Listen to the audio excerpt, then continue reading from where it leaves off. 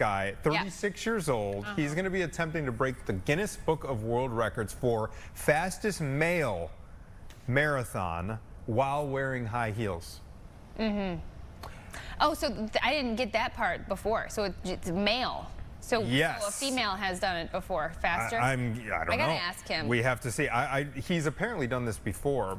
I'm just wondering how your feet would even survive that. Yeah, I've seen a picture of these said shoes, which I'm sure we're going to show you as well. They're kind of like a sneaker heel hybrid, so they're not like the typical stiletto that you would. I was thinking like and how the shoes would even make it through 26.2, like an actual Imagine pair the pain. This guy is otherworldly. Hundreds of marathons this guy has done. Hundreds. 300 and something. Tell me what? Insane. How? And also for a good cause. Yeah, he's raising money for a very good cause, domestic violence resources.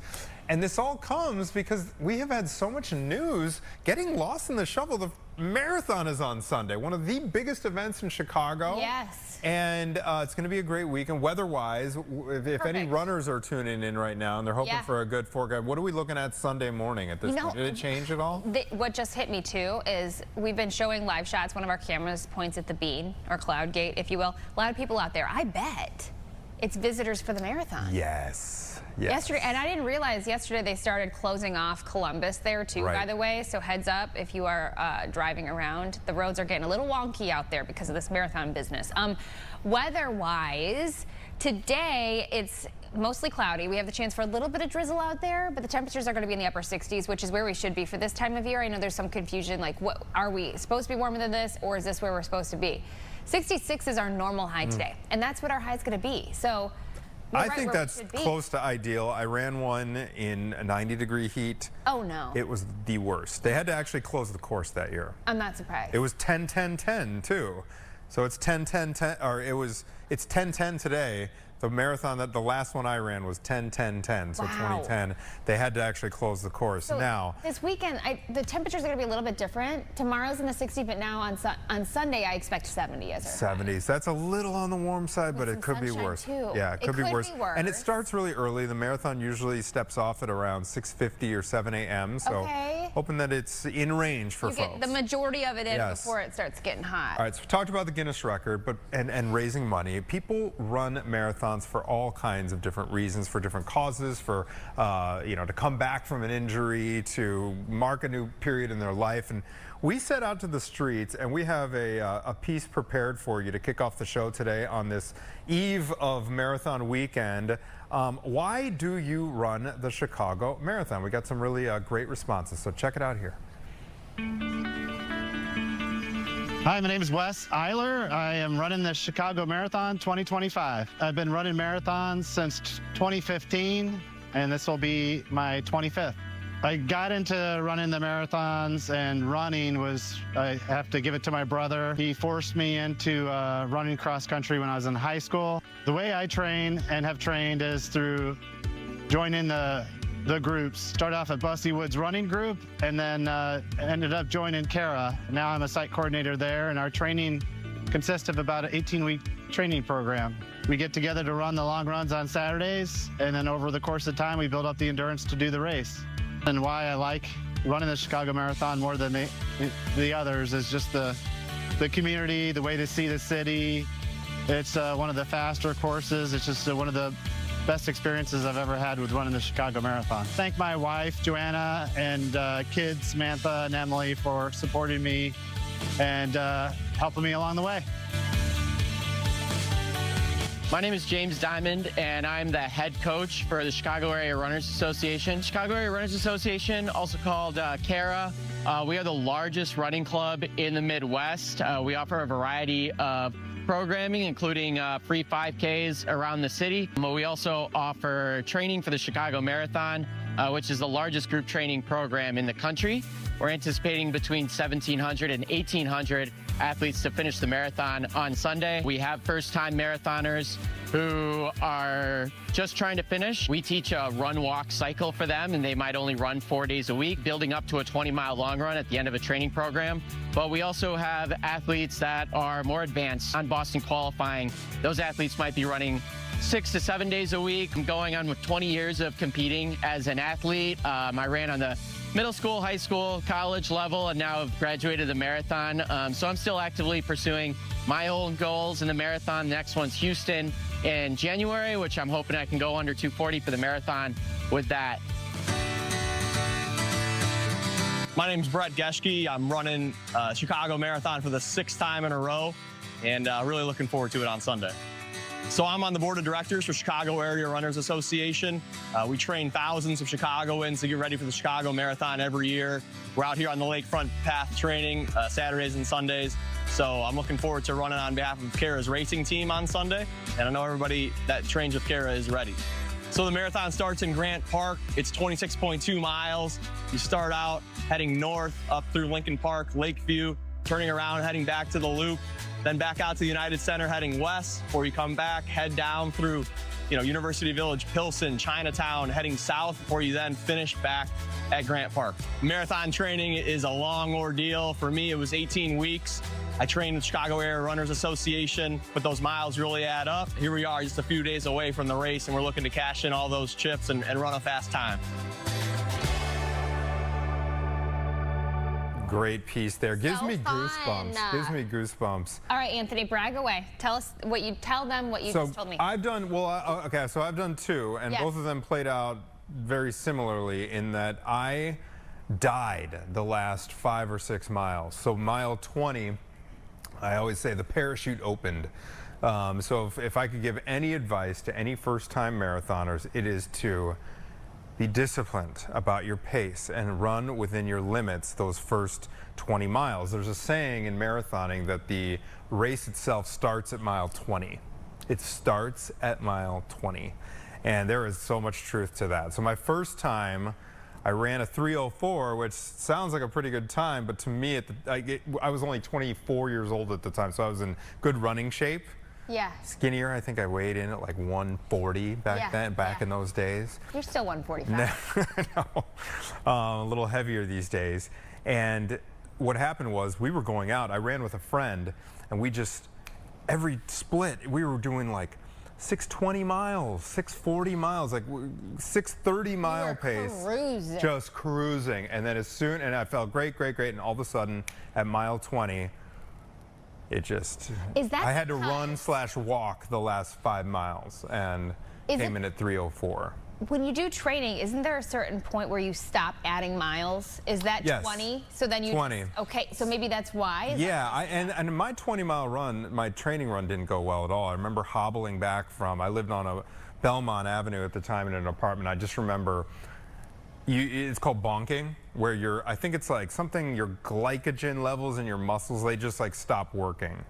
And I had to hobble back from the lakefront to my apartment. I barely made it inside the apartment after my 20-mile run, and I tried to eat a lot and all that stuff. But yeah, we were talking with Delaney, who's our producer.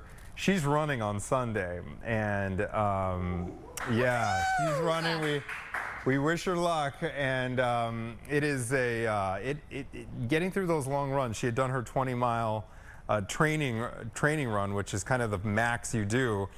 But we were saying how the half marathon's a lot more manageable of a distance. Oh yeah, for sure. So I've tried the marathon a couple times. The same deal. My second marathon, died the last 5 or 6 miles. So if I ever take up the running shoes again, it's gonna be in a half marathon. So half. Yeah. Yeah. So with the training, lots of people are out running today. Yeah. Is today going to be like the last taper run, day, like the 2 days before? Exactly. So you do if memory serves, today, 2 days before the marathon, you just want to make sure your muscles are still kind of functional, but you're not adding any stress onto them. So maybe it's probably a 2 or 3 mile jogging pace warm-up run. Same deal tomorrow. You've tapered for a couple weeks now, getting ready to give it all on Sunday. During training, do your feet get destroyed? Mine didn't, but you have to really keep in mind on your shoe, which is why I'm so curious to speak with this 36-year-old who's running it in heels.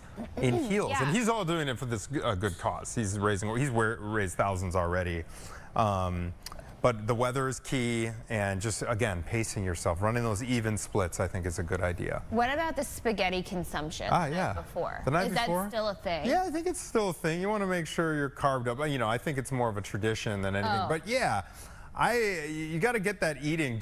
Here's another piece of very important advice to any first-time marathon.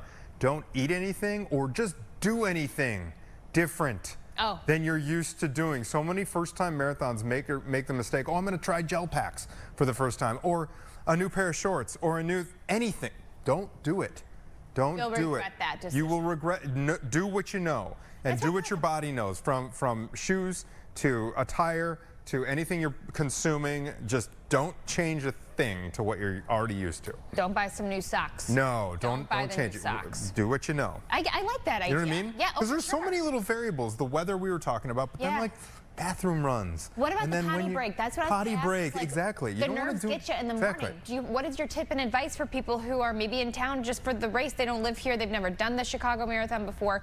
What is the bathroom situation like? The bathroom situation is fine. You do want to try to make sure that you have access to one before the race starts. You know, try to use if you can time it. Try to use the restroom. Like not the porta potty? You know, they have plenty of porta potties on hand, and you'll be able to find it. Get to the start-finish line nice and early. I would eat something right when you get up to get your metabolism going, and hopefully the timing works out. But there's restrooms along the way. And, but there's always horror stories of people who have to make a pit stop in a yard and make a longer pit stop than they want. Down their leg. Yeah. Yeah, so that was one thing that I learned last year because my girlfriend came in town to run the Chicago Marathon. She didn't get here early enough. They closed down the roads. So if you're coming downtown, you have to park a car or something. Get here really early because she called me panicking, crying, like, I'm lost, I don't know where to go. Because the directions I gave her, those roads were all closed. You have to, the L, I think they make it free on Sunday if memory serves. I would also look into public transit as well. Yeah. To get downtown and just avoid. The thing. But watching Jonathan's piece there, great job, Jonathan, by the way, putting that together. It is such a great marathon, Caitlin, because not only is it flat, like a couple of them were saying, you get to go through, dozens of neighborhoods, really. You know, from the Loop, you get to see all the tall buildings, go over the river a couple times, see the lakefront. But then you get into some of these north side neighborhoods. You go through Lincoln Park, you go through Lakeview, you go through Old Town, you come back south, you go through these historic neighborhoods on the west side that a lot of people aren't too aware of. The marathon takes you down past Guaranteed Rate Field, you go through Chinatown, and then every neighborhood turns out there's people lining the entire course. Wow. And so it's like different, you feel like you've experienced a lot of the city at the end of the race too. And then there's a huge crowd downtown to get you through that last half mile, and seeing everybody really motivates you. Even in my hobbled condition, my 2 marathons, the crowd gets you. The crowd gets you. In Grant Park gets you to the finish line, and it's awesome. For people who have friends or family coming in to watch a member of their family or friend run the race, where should they go? Where's like the hot spot to go where you're going to be able to really like interact and like, hey? Okay, I would start downtown because the course zigzags enough downtown that you can plan to see your runner at different parts. You can cut off the distance. They're going, big out and back, and if you time it, and plan your route accordingly, you can see them at the start. You can see them going through the loop. You can hop a train, or I actually recommend if you're local, get a bike. Yeah. Exactly, a bike, and that way you can catch them on their way up north through Lincoln Park Zoo, that area, and then you can cut over to Old Town and see them go on Sedgwick, and then you can ride your bike. You can plan it. So I would recommend the bike and using the public transportation for sure. I love that. So it's great, and I always like being there at the end too. I always get goosebumps watching this thing because I try to watch whenever I'm in town. I'm never running it again, but I get goosebumps watching some of these folks who are older, or perhaps they don't have the body type that you would expect someone to be able to run 26 miles, and you can see them. They're not setting any land speed records, but they're running in, and they have finished a marathon, and they're, in their late 50s. And again, folks who don't look like your typical svelte runner, and I'm not kidding, Caitlin, Cody, I get the lump in my throat. No way. Yes. No way. Just watching these folks finish, without a doubt, I get the lump in my, it gets me choked up. It really does. It's so great.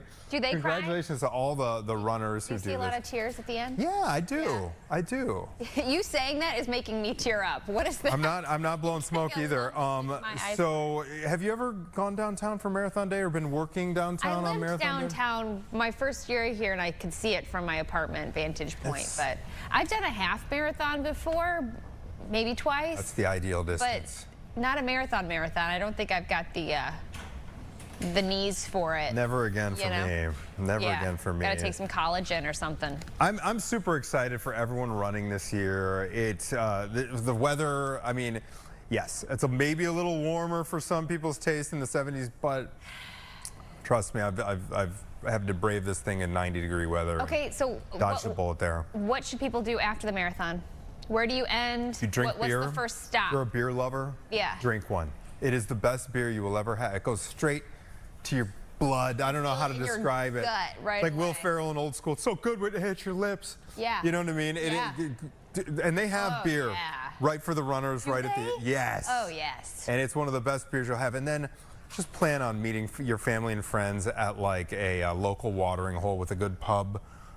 With a good pub menu. Go lay down or something? Kind of. It's really the next day. Delaney's been smart enough. She's taking the following day off from work, right? Delaney's not going to be here on Monday, which is so smart because I could barely walk the next day. It's not that day that it hits you. It's the day after. Right, sure. I could barely walk. Well, when you slow down, then you're like, ooh, I'm feeling it in my muscles. Exactly. Exactly. So good luck to all the runners. And again, we are going to be speaking with a very, very special runner. I see him. He's right off. He's oh my gosh, he's going for a land speed record in heels. Oh yeah, we're getting our first look at those things. Can't wait to speak with you. Yeah. Okay, but before that, we are going to take a quick break, but Caitlin, have you, I mean, I'm going to put you on the spot a little bit here. Okay, love it. Okay, we all have our core friends, right, from like childhood, high school, growing up. I've got like one, yes. Yeah, I've got a couple, but they're still core. And a lot of adults have trouble making like genuine, real friendships. Yeah. After kids, after you're in school with folks and you're really together a lot. What is your take on this? Friendship out of convenience at this point. Yeah. And it doesn't mean anything against the other friends. Like, I've got friends that I love dearly, but I literally was thinking about it this morning. Friends that I haven't talked to in years. And it's not anything about them or about me. I know. We're just busy. And we're surviving. And I think at this point, I mean, with kids or without, I'm just speaking to my own experience, which is with kids. It's all about my kids. So if I've got a friend who has kids that are the same age as my kids, those friendships are going to flourish right now. No, I'm 100% with you. Even coworkers. I love you guys. Oh, yeah, exactly. And we spend more time one-on-one probably with each other a lot of times than we do with our own spouses. Yeah. Because a lot of times, we're ships passing in the night. And that does happen with, but I agree with you too. A lot of the good friendships that we've made have been through our kids. You because have to. They're the parents of our kids' friends. To the point, it's like, I get to hang out with you guys at work, but like, on the weekends or after work, it's kind of like we don't. Oh, yeah. Because we live in different places, we have a lot going on, so friendships are really hard to maintain. So that'll be interesting to hear her. Exactly. The Friend Work Collective, it's a growing community organization redefining how adults build friendships outside of school, outside of work. And they've got an event happening this week. I'm super curious to hear more about this. So the Friend Work Collective, they're going to be speaking with us live when we come back here on Chicago Now, so stay with us.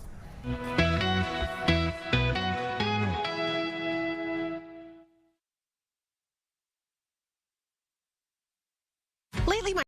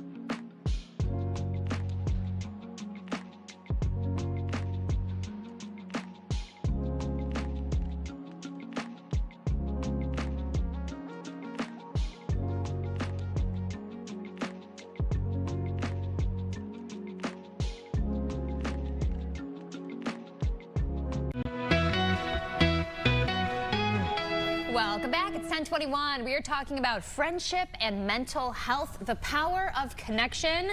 The Friend Work Collective. So it's a growing community organization that redefines how adults build friendships outside of school and work through various events around Chicago.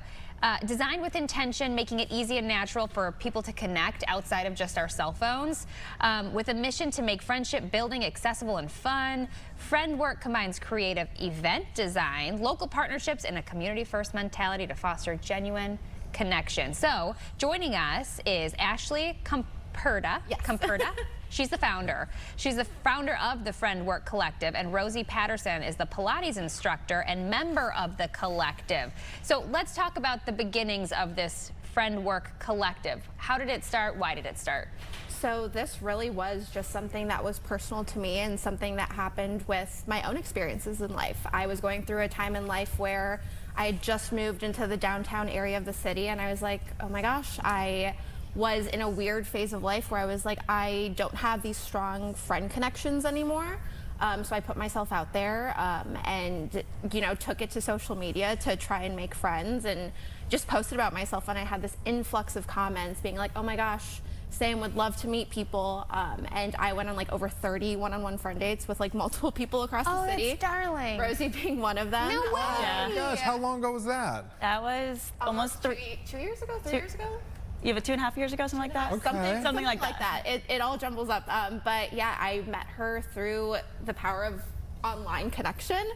Introduced her to a bunch of other women that I met in the city, and we all became one big friend group. And that just really inspired me to go ahead and start something like this, because I know that it's hard for adults to make friends. And I wanted to give a space for people to go ahead and meet and make new friends in different avenues, in different niches, in different settings, in different neighborhoods, just to make it a little bit more, make it a little bit less anxious. Yeah. Go ahead and like put yourself out there. Yeah, no, I commend you for putting yourself out there. A lot of people don't have the courage to do that. Rosie, tell us about how you kind of got involved, and tell us a little bit of how it went from like a social media connection to an actual formal thing where, hey, we're going to call ourselves the Friend Work Collective. Yeah, so as Ashley was saying, she really fostered this because of how we met. And then she brought this idea to me and like our other friends, and she was like, I want to make this something for everyone to enjoy. Something that she could put out there and put events, and like, because putting yourself out there is hard. Yeah. Putting yourself out there and say, hey, I want to make friends in the city or make friends is just difficult. And so she wanted a community that allowed people to put their stuff out there, make different, like have different events for people to join. And so that's kind of fostered the from online only to in-person events. And so I've been really there literally since the beginning. And I'm like, yes, that sounds amazing. Let's do this. Like, Yeah. Yeah. I think with Rosie too, like she's always expressed interest in wanting to do Pilates, and the type of person I am, I was like, I think Pilates could be cool for friend work, and I really want you to do this. Like, let's make it happen. What can I do to help you get there? I love that. So Ashley, talking about these events and looping in Pilates to your events, I'm assuming, is this like an online forum or like an Instagram page that you post your events, and what kind of events do you offer? Yeah, so I post everything on my Instagram, which then gets translated over to our website as well. Oh. So people have different avenues to where they can go ahead and see what's going on. We also post on TikTok. Rosie will post on her own personal Instagram as well. But we throw a wide variety of events. I mean, Pilates being one of them, but I also do have another dear friend. His name is Carter, who really loves anything like trivia. So we've done this thing where we do a pop culture Jeopardy. He comes up with all the questions, and we have people come in, and if they show up alone or maybe with one other person, they get paired into a team of strangers and have a better chance at winning, and you know, really being able to foster connection. We also do field days. If you're familiar with like the Disney Channel games, we tried to do a spin on that. We're actually doing another one in a couple of weeks. We do happy hours, we do the Pilates, we do book club, we focus on mental health. We're doing a wellness walk tomorrow as well, over to the farmers market in Lincoln Park. Really, I just tell people, if there's something that you love to do, let me know and we'll make an event out of it. I want to make sure that there's something accessible for everyone and that there's something for every niche. Yeah, I totally love this. Now, so in those pictures we saw there, it looked like everyone was kind of in your guys' age range. Are there like parameters involved? And also, how does it kind of stay in like a friendship zone where I could see, you know, there's stuff like this when it comes to like, hey, singles meetup. And how do you kind of make that delineation? I think that really I've always encouraged the friending aspect of whenever we're at these events, but we never stray away from anything happening outside of that. I actually did have 2 people come up to me one time, like months apart, saying that they started dating after coming to one of my events. So it really is for anyone and maybe like anything. In terms of age range, we typically will see around maybe like 23 to 35 as the key demographic. But by no means does that limit who else can come. I mean, I think when we've done Pilates on the lakefront, we've had people ages upwards of like 50, 60. We've had a mom bring her kid to one of the events too, which was really nice. Oh, I love that. Do you find, Rosie, that it is a lot of out-of-town folks? There are some out-of-town folks. We had an indoor Pilates event, our first of our indoor series, because we moved from our outdoor lakefront ones to indoor for the winter. And there was a group of girls, and one came from Wisconsin.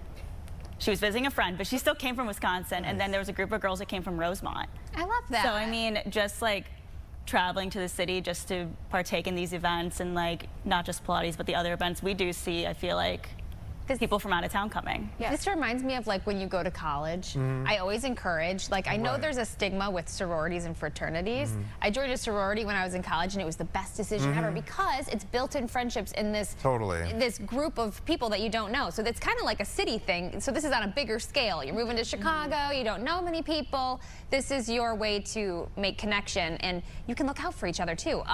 So with that, if people are interested in coming, first of all, if they're shy, what would you say to those people? And second of all, is there a cost? Do you guys have a fee or a membership fee? So the Friendwork Collective has like different bases in terms of like what cost is. So we do have a membership option that is $5 a month right now, and it just gives you first access to certain things, but majority of the events right now are free. There are some events that are ticketed. If it is ticketed, it will typically come with something like we've partnered with Don Julio and Casamigos a decent bit.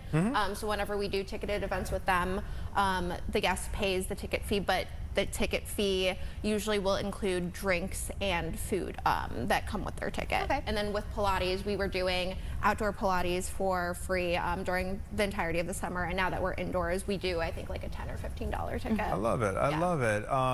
Either one of you can field this one, but how do you guys, excuse me, how do you guys structure things so that it is not awkward? I think we put ourselves out there. So kind of like going back to what you were saying, like if someone's shy, like how would you like approach that? I think what my team has done, and I think that even what the community has done, is really show up and show out for each other. I think that people can go ahead and assess maybe someone that is new, someone that's feeling a little bit shy, and we really try to make it a point to go up to them and welcome them. I think with community, specifically with Friendwork, we've had so many amazing people come to these events, and I think that they're just so open-armed and welcoming to anyone that shows up. And the one thing that I always tell people is when you show up to these events, remember that everyone's there for the same reason. So it's taking that little bit of anxiety away from, you know, going ahead and like talking to strangers, because everyone's there for the same reason. Do you guys have any big fun events coming up that you want people to know about? We definitely have our wellness walk tomorrow. That is in celebration of World Mental Health Day today. We'll be doing a walk starting over at Tiny Tap. We'll be grabbing some coffee and then walking the lakefront over to the Farmers Market in Lincoln Park.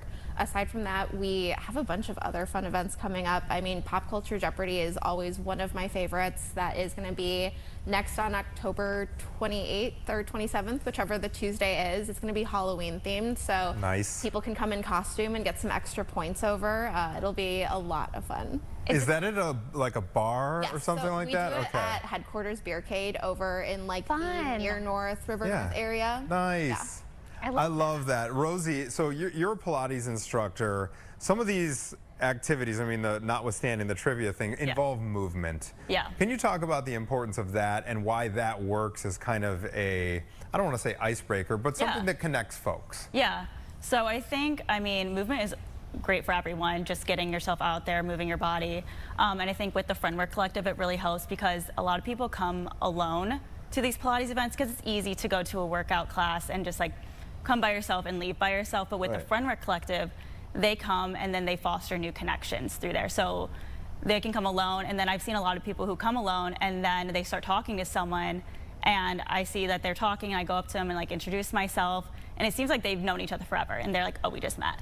And then they come the next week together. So it's amazing to like just showing up to move your own body, and like your own mental health can foster new connections outside of just your own mental health. And so I think just, you know, again, getting yourself out there, and you're like, I want to go move my body today, and then that leads to making new friendships, making new connections, you know, just really boosting your mental health altogether, I think. Do you feel like most of the people that come are repetitive friends? Repeat customers? Repeat customers, or are there a lot of new people? I think it's like an even split. I feel like it's both. I feel like regardless, I'm always meeting someone new, and I always see new faces, but we do have, at least specifically for Pilates, like we do have like the repeat people that show up. And Rosie and I think always try to tell ourselves by the third time we see them, we remember their name, so we can go ahead and welcome them, you know, by their first name. And you know, it's just really cool. I think it's cool to see the people that continue to show up, and even with like certain events, like the repeat people will go ahead and show up to something new that we're planning. So it's not always just Pilates. See them at very different events. I feel like they always bring new people too. Oh, I love that. They'll come again, and they're like, I brought friends, and we're like, oh, that's amazing, I love that. And then they'll bring friends, and it just fosters this whole community of people. So what a great thing you guys are doing. Good for you starting. How old is it? You said 2 years? So like 2 years back? we just celebrated our 1 year in July. So we're about a year and a half right now. Oh my gosh. So obviously you guys are fulfilling a need. You know, people are taking advantage. It's growing. One more time, if people want to get in on the walk tomorrow, or just find out more about the Friend Work Collective, where should people go? People can go over to our Instagram. It's just at the Friend Work Collective. They can also head over to our website, which is just thefriendworkcollective.com. Ashley and Rosie, thank you so much. Congrats on everything you guys are doing. Absolutely love it. All right, there are probably a lot of motivated people in town right now, or just getting to town for the Chicago Marathon. None more so than Curtis Hargrove, 36 years old. He is a charity marathon runner from Canada, and he has run 315 marathons. But the thing about this one, 315. on Sunday, Did you guys hear that he's right? going to be running this one in high heels. Okay, and he's going for a Guinness World Record, but it is all for a great cause. We're going to meet Curtis Hargrove when we come back right after this.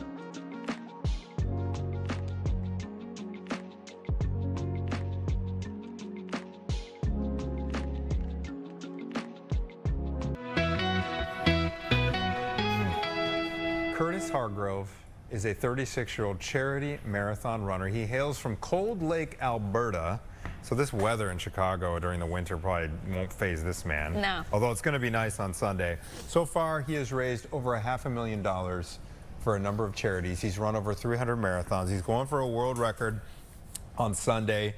And he has the footwear that will tell the whole story. Curtis, welcome to Chicago. Thank you. Thanks for having me. This is so great to have you. Before we talk about what's happening on Sunday, tell us about these shoes right here and how these came into your life. Yeah, so I want to give a huge shout out to Sarah Blakely. She's the founder of Spanx and Sneaks. So I was training, I was shooting some content for people to show them what I was wearing, my high heels from last year. I broke my high heel sprinting on the track. So I put out a cry on social media for people to reach out to companies that make high heels, specifically Sarah Blakely and Sneaks. They came clutch. They shipped these to my hotel yesterday. I got them when I arrived, and I can say I am super pumped. So these are a luxury hybrid high heel. They're called the Blake. Wait, so these are in production? They have been in production? Yes. So they were in production last year, and so they're made in Spain and Italy. And so the Blake style, it's a double Velcro, which gives you support and enough room for comfort, and you can adjust it so that it can fit your foot properly. So it's really awesome. So are these used for like daily wear, or are these just for like athletes who want to run in heels? No, women. That's not a very big target market, right? So women all over the world are wearing these, and I mean, really? I saw these 2 months after the Chicago Marathon last year, and I was like, where were these when I was doing this Guinness World attempt? And so yeah, it's so awesome that they partnered with me, and I can't wait to use them. You're running for a record on Sunday, but it is for this really special cause, and I want to talk about that in just a moment. But first off, you've run over 300 marathons. How many so far have you run in heels? Just one? Yeah. So okay. So this will be the second. Yeah. On Sunday. Yeah. This will be the second time you've tried to run in heels. Yeah. Okay. Before we talk about the cause, there are some parameters that you need to meet in order to qualify for the Guinness Book of World Records to break the record. What are those parameters? Yeah, so the rules state that the high heels have to be at least 2.75 inches, and they have to be no bigger than 1.5 centimeters at the tips, so at the bottom. So they can't be a platform heel, they have to be stiletto. And so these high heels are 3.07 inches, and they're way smaller, 1.5 at the tip. So everything meets the requirements. I guess it's all in what Guinness says after that.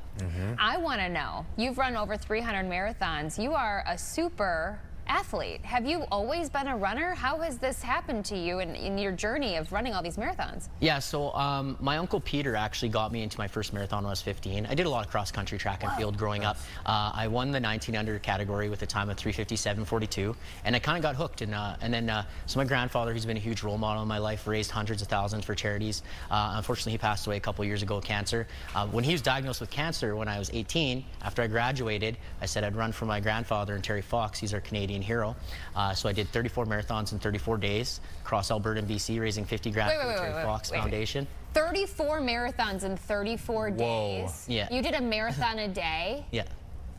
All the way across Alberta. Alberta and British Columbia, and then raising 50,000 for the Terry Fox Foundation, and then Forrest Gump. I grew a beard. I'll show you a picture of my beard when I was running across Canada. But yeah, everything kind of tied into each other, and I just got asked to do all these things for charities, and here I am now. How have you stayed injury-free this whole time? So I actually tore my Achilles. I'm not sure if you can see it, but I tore this one completely. Scar back there. I tore this one. You were at home. Completely off. I did it at rugby practice actually, but it was from all the marathon running, so that kept me out. And so yeah, I will share a story that I don't share with many people. I struggled with addictions and mental health.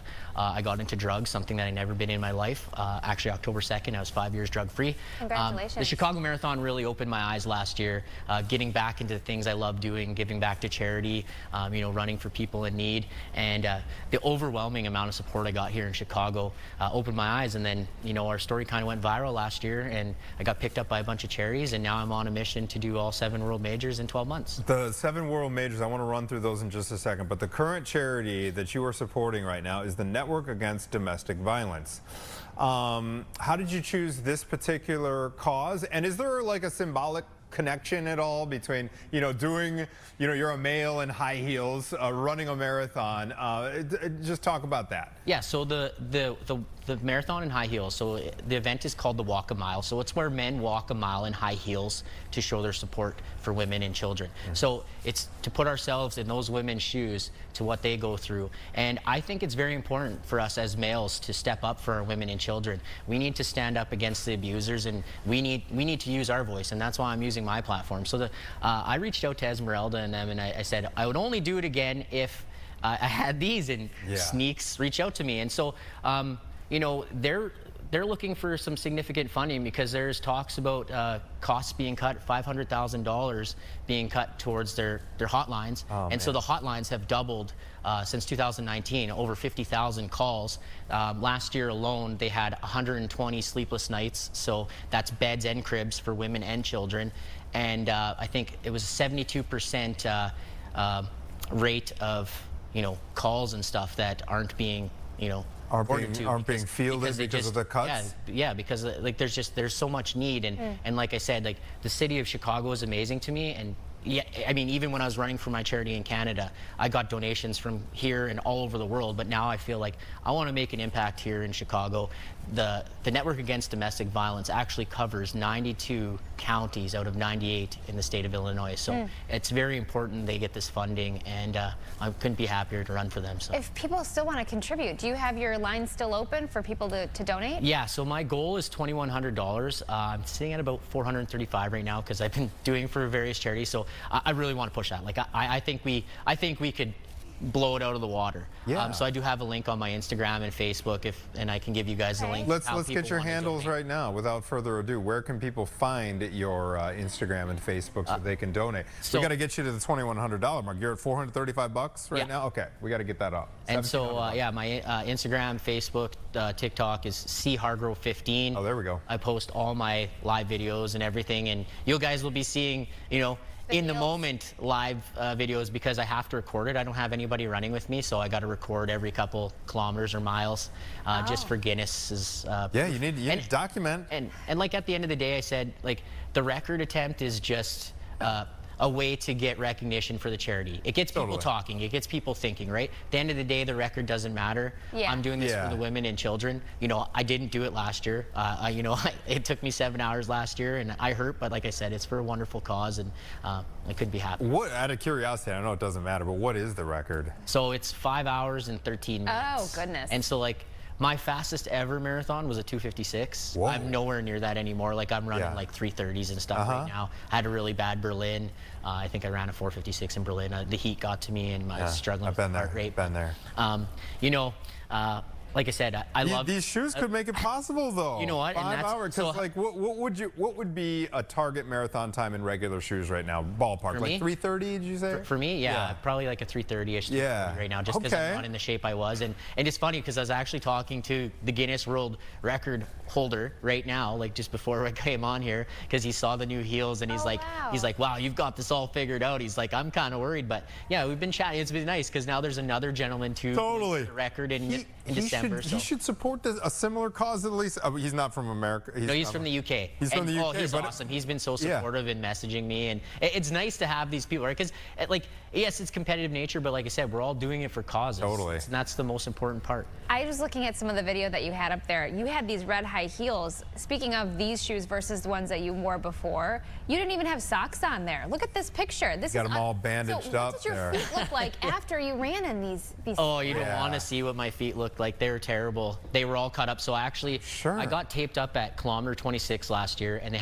I K-taped my feet because you couldn't put socks in those other heels. Your feet just slide. Whereas these are running shoe high heels. Yeah. These Sneaks these are perfect for this. And so they had to cut off my skin and bandage me at the end. Like at mile 25, they had someone on the radio say, hey, the guy with high heels is coming in. We need to fix him up. We need backup. And yeah, so I want to give a huge shout out to the doctors and like the podiatrists and you know, the student doctors that were there helping tape my feet last year because without them, it would have took me months for my feet to recover. I want to know what's going through your mind when you're in so much pain. I can't even imagine. Like, what pushes you forward? And maybe this would help out people who are watching who are planning to run the marathon. What tips, advice, your brain games that you play? Yeah, so for me, it's always been like, so I think of the charities, you know, like I think when I was running for my grandfather and Terry Fox, I'm running for people with cancer. When I was running across Canada for the Stollery Children's Hospital, I'm running for these sick kids, people who are fighting for their lives every day. And, you know, yes, I feel selfish sometimes when I complain, like, you know, my Achilles injury, obviously some of the injuries, my setbacks I've had in my life. But I look at it as like my pain I go through is nothing compared to what these people go through on a daily basis. And if I can change one person's life with my project, I know I'm doing my part. And you know, when I'm out there on that course, you see people struggling, you see people, you talk to people that have cancer. I ran with a guy in Berlin who had a heart attack. He had a pacemaker in. He was running with me when I was struggling. And you know, you meet people running on prosthetics. Exactly. I met a lady who's Caitlin, this is why I get the lump in the throat at the end, because you see these people who have overcome countless things. Right. You know what I mean? Finishing up in Chicago. Before we let you go, Curtis, you've run Chicago before, but give us an assessment of the Chicago crowds, the support you get from our local folks, and the reaction when they see you running by in heels. Yeah, it was awesome. So like Chicago was my first world marathon major last year. So like, I mean, it's hard to, you know, not say it's one of my favorites because you know, this is what started my journey. But the crowds, it's awesome. You know, it's like there's DJs at every corner. There's people cheering you on that don't know your name. And the looks, like people just quick looks. And, oh man, like what's going on? And then yeah, like, you know, there was a lady who drew men's. She posted me on TikTok. She says, who is this man? We need to find him. And internet did their thing, and then everybody found out my story and what we were raising money for. So it really catches the attention of people. And like I said, if you're a charity marathon runner and stuff, you have to stand out. You have to do things different to, you know, bring ideas to the cause. So I love what you are doing. And those shoes are fabulous. Hey, Curtis, good luck on Sunday. Awesome. We'll be follow up with us. Send us a note and let us know where you come in. Yeah. We'll look for you around the 5-hour mark. You're gonna do it. The 3-hour mark. We'll watch 3:30. 3-hour. 3 hours. 3.5 hours in heels. I'm going for sub 4. That would be sub 4. Hey, Curtis And those bad Hargrove. boys, you never I know. think you can do it. Thanks for joining us here on Chicago Now. Really appreciate it. And when we come back, here is something that is distinctly Chicago. We were talking about Malört. Smells pretty good. It actually really does. We've been a little skeptical about that. I'm actually a big Malört fan. I don't mind the bitter. I don't mind the bitter shot. Have you had from Malört time. before? I've had No, bottled but Malört in my like I'm cabinet. hungry just thinking about it. I was like, Malört. I wish we had the actual beverage here. We will. Oh yeah, I don't know if we have the actual beverage. Maybe after the race on Sunday. A little Try shot of some. Malört. Remember that word, Malört. Do it. All right, so we are going to be joined by the folks from Woody's Flat, recently crowned Wing Out Chicago People's Choice Champion for the 3rd year in a row, as well as Best Kick for their Super Buffalo Sauce. And they've come up with Malört wing sauce. We're going to sample the goods when we come back.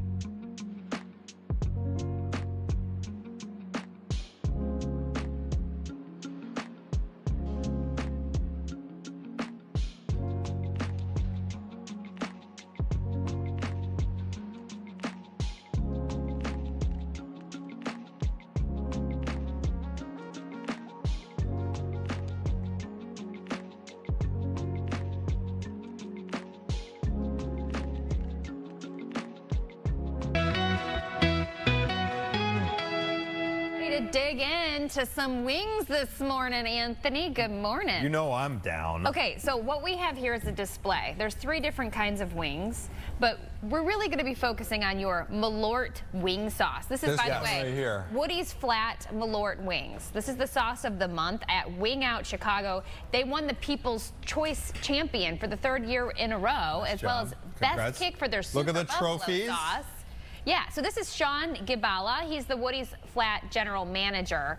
So I know our first question that we're supposed to ask is why Malört, but how Malört? How did you get a sauce that tastes like this beverage? Well, we started out with partnering up with Jepson's Malört.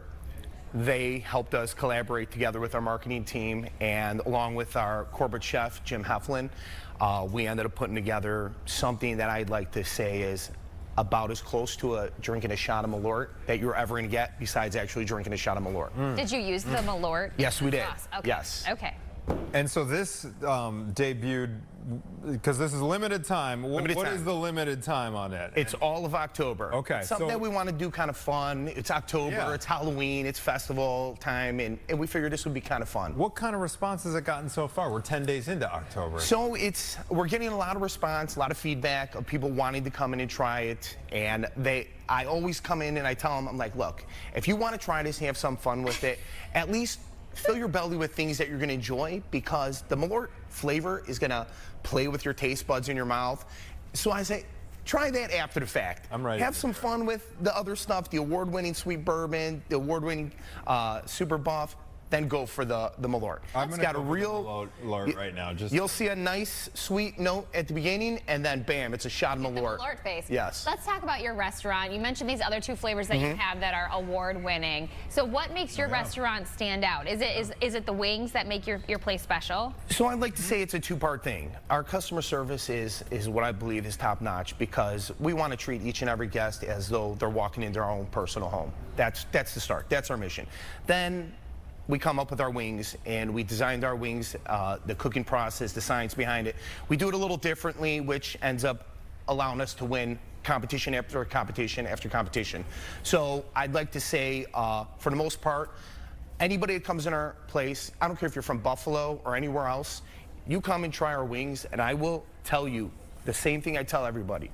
If they are not in your top 3 wings you've ever had in your entire life, I will buy your wings. There you go. Over 3 years, can you guess how many people have held me up to that? That's 2. 0. 0. 0 people. The secret sauce. Now, if I tell you, I'm gonna have to kill you. Exactly. Yeah, it is. It's secret. I can tell you. These are delicious. Yeah. Does it taste like Malört? Yeah, at the very end, it does. nervous. I take them. I taste it. Right. It's not as obviously it's not as potent. But I got that, I don't know, wormwood, whatever. The bitterness afterwards. Yes, the bitterness afterwards. Very, very nicely done. All right. Very nicely done. At first, it tastes like barbecue. Yeah. Probably similar to this right here, right? Yeah, it's the process of those 2 sauces are very similar. We reduced the bourbon in the sweet bourbon. We reduced the Malört in the Malört sauce. I will say this is enjoyable. I don't think that this is like a... There you go, Jake. Don't eat it because it'll leave a bad taste in your mouth. It kind of has that bitter taste at the very end, like Jim. But I would still eat for this. sure. I would eat a whole plate of those. Yeah. The best part is the only way to get rid of that bitterness taste of Malört is to have another one and chase it. Exactly. And then you get the sweet again, then you get the Malört, then you get the sweet, and it goes on and on and on. It's a cycle of goodness. Yes. You guys are located in Old Town, correct? Yep. All right, it's a great location. That whole stretch of wells, especially during football season. Paint a picture for what Woody's is like, this time of year. A lot of takeout? We do a lot of takeout. What sets us apart from some of the other places is we have constant foot traffic. Whether you're up and down the walk across the lakes, if you're on the beaches, we're literally the first place you run into as you're going up and down wells. And because of the foot traffic, it allows everybody to have an open idea of what they want, whether it's, better pub food, gourmet food. It's a plethora of different options on there. I think there's only one option in wings on Wells, though, and that's Woody's Flat. Oh, That's completely. what is flat. Completely. What kind of beverages do you guys offer? Is it a good spot to like catch a beer, or what if you want to bring a date? Do you guys have some fancy beverages for the ladies? So What's we going do on? a special cocktail menu. We also do draft beers and a bunch of canned and bottled beers. But one thing that we do outside of other places is for our draft beers, not only do we give you a 16-ounce, we also do a 22-ounce frosty mug. Frosty mug. So that you can't argue with that I in love wings. you because you're a proud beer drinker. Yes. You know what I mean? I love a good beer. Yeah. Me too. Me too. Absolutely. about I it. would go for the 22. Yeah. Like, you know what I mean? In the frosty mug. Do you guys That's have just any, like, where fall flavors, like a pumpkin Yeah, what- beer? We do have some Oktoberfest. Yes. And some fall ciders as well. Before we let you go, Sean, run us through some of the I don't know, do you have any upcoming sauces that or anything kind of going, Yes. wheels turn in on some future stuff? We do have a lot. We set up a whole year of sauces and we put them on our website so everybody can see as they're coming up. One of the special sauces, featured sauces that we do is strawberry habanero. Ooh, And we only bring it out twice a year. Okay. And that one will be coming up in a couple months, and we know we'll get a lot of trend coming Okay. in. A lot of thrill seekers. Yes. Go for that. Yes. I got a friend. Someone's who's in coming that to your category. restaurant today. What should they order? What's your favorite top menu order? My top menu order are two things. We do these pork fries. Pork fries. It's strips of pork, kind of cut in a fry, battered. Then we use our barbecue sauce and our ranch dressing. I suggest double dipping it in both because it's way better that way. Cross-pollination. Yeah. Go wrong. And then if you're gonna do wings, our #1 selling sauce is the sweet bourbon. Is that this one? That's this one right here. And what's And that this one is the big buff you said? That's the super buff. Super buff. Yes. Buffalo So this is our longest Kind of like running the one. traditional standard Yeah. more. Okay. It's got a little tropical hints at the beginning, Okay. but it has some kick. Yeah.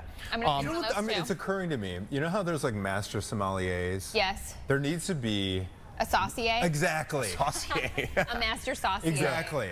'Cause Yum. When I find the certificate for that, I'll let you guys know. you, We'll could- see you you could pro- again. you could probably give the certificates out. All right, Sean, thank you so much for bringing this stuff in. It's absolutely Pleasure's delicious. all mine. Find them on North and Wells all season long. Try the Malört sauce. Good. It's absolutely delicious. Good. Thanks so much. You're welcome. For being on you. Chicago Now. We appreciate it. We got another fun hour coming up right after this, everybody.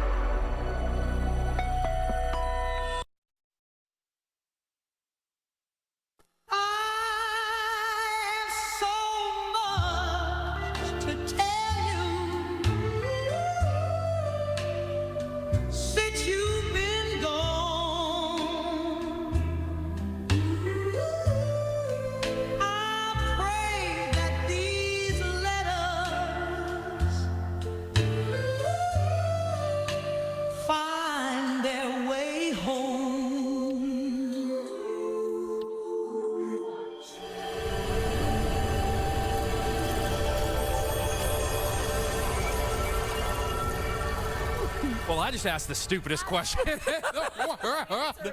Oh, wow. I just said, who directed that? It's beautiful. Come on, duh. That's like watching Jaws next to Steven Spielberg and be like, who directed this?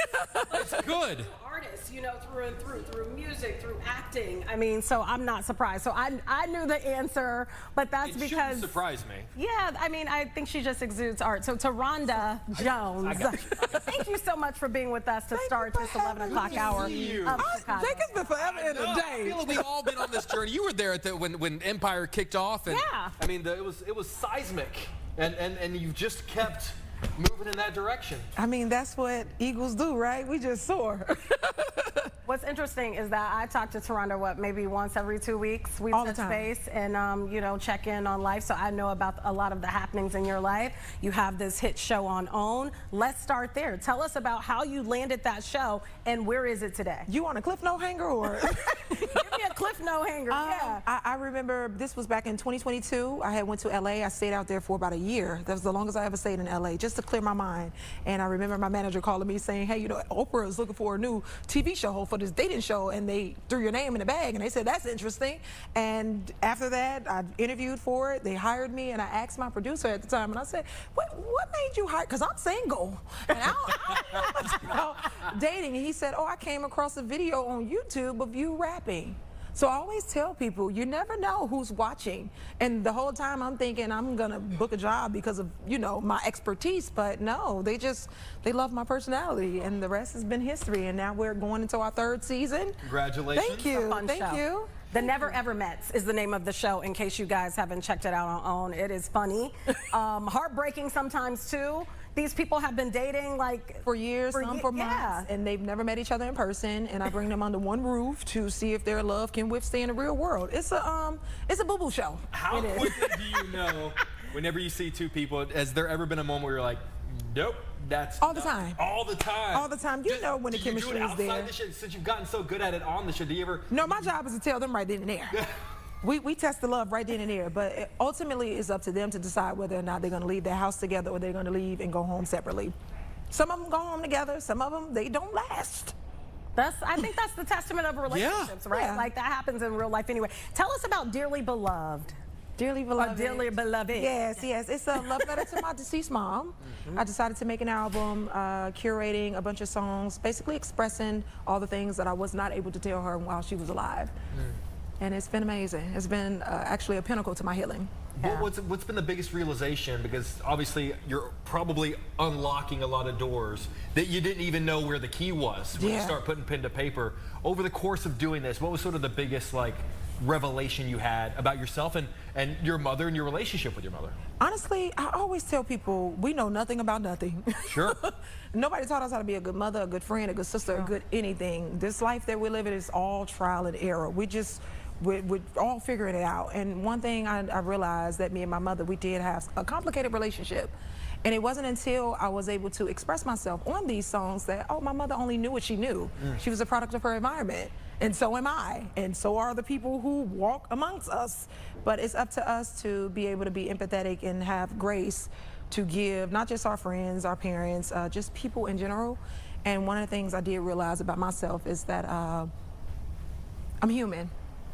We're all human. It's all trial and error. So I'm grateful for it all. We're all doing our best. Yeah. Yeah, I know, you know, through this journey, you are getting therapy. You've gone to therapy. You're an Shout out to Love McPherson. Yes, she was my therapist too. A lot of people have used I'm gonna get that number when the show's over, if you guys don't mind. Tell us how important therapy has been in your life, because at one point when people were going through therapy and, you know, we had this idea of sitting on a couch, right? And it's not always that. But people had this idea that, you know, if you're going to therapy, you must be nuts. You must be crazy. Absolutely. And people didn't openly talk about it. Talk about what your journey has been like. One of the things that love has taught me is to actually articulate what I'm feeling. And oftentimes when we're feeling something, whether it's anger, whatever that thing is, we can't sometimes articulate that. And one of the things that my therapist has taught me over the course of the years is how to articulate how I'm feeling. And it's okay to express it or not to. Right. But what I've learned is to basically articulate what I'm feeling through music.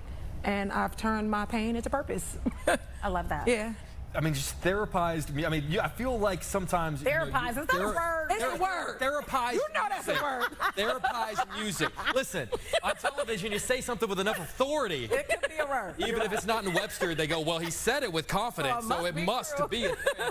But it's so funny, I feel like at the day and age, to your point, where the stigma is being removed from therapy, it sounds strange, but art is getting better because of it. You read lyrics, or you read the script of a movie, or you watch television and you go, that person in the communication business is able to communicate because someone taught them to communicate. I and agree. that a lot of it probably began in therapy. I'd imagine as an artist, sort of the sky's the limit now, because you're continuously unlocking things. Oh yeah, man. Every time I think this is it, I keep realizing that the sky is really the basement. Everything is tangible. I can reach anything, I can touch anything, I can accomplish anything. So yeah.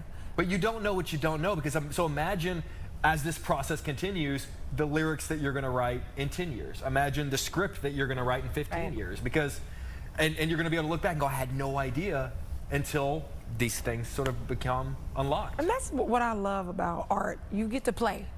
As my producer would say, you just throw stuff on the wall and see what sticks. And one of the things that I've been doing for the past maybe 5 years is just throwing stuff on the wall. Even when it comes to directing, you didn't even know I was a director. I was saying, can we give a shout out to that? Like, where did that? And my cinematographer is Leo Visual. He's amazing young kid, and he gets it.